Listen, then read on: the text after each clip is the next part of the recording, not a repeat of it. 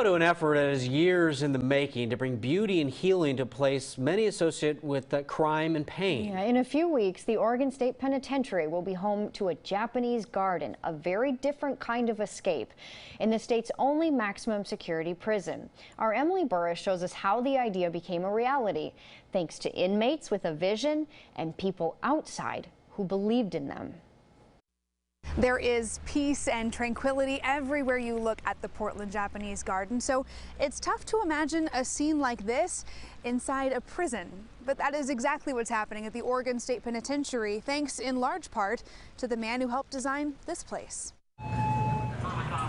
This place is concrete walls, iron bars, and fences. It's very little of nature. We kind of tend to become hard, just like our environment. Toshio Takanobu has called this hard environment home for more than a decade. I've been incarcerated for 13 years.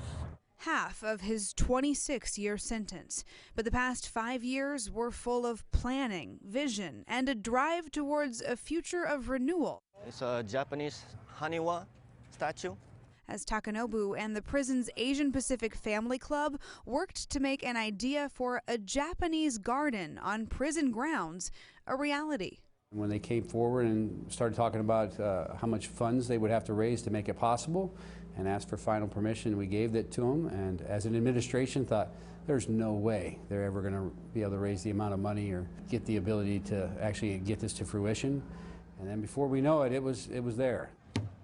Their efforts led them to world-renowned landscape designer Hoichi Kurisu. He designed the Portland Japanese Garden. Nature is one of the most effective way to recover or restore is people's mind. It was really a miracle for us to meet and have somebody like Hoichi be part of this, because he understands the benefit and the healing elements of nature, and we learn from him.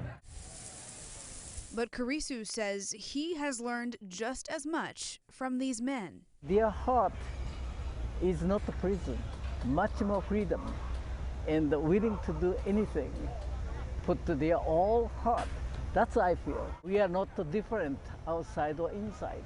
That's the goal. This garden will do it. To see the different cultures, the different types of individuals interacting now, working together on something like this has definitely had a positive impact on our community within here. It took years of planning and fundraising to get here. Not a single taxpayer dollar was spent on the project. The club raised hundreds of thousands from the community and were able to get things like plants donated. Kurisu donated his time and expertise. This right here is a little section that's called the lotus pond. The impact is already being felt. A lot of the guys that's been incarcerated for 30+ years have never touched a plant. I've never touched a tree. The first day when we had the trees delivered, Johnny hugged the tree and tears came down. Helping those concrete walls to fade, even for a moment, a testament to the power of nature in self-reflection and renewal. It teaches us about community. It teaches us about caring for others.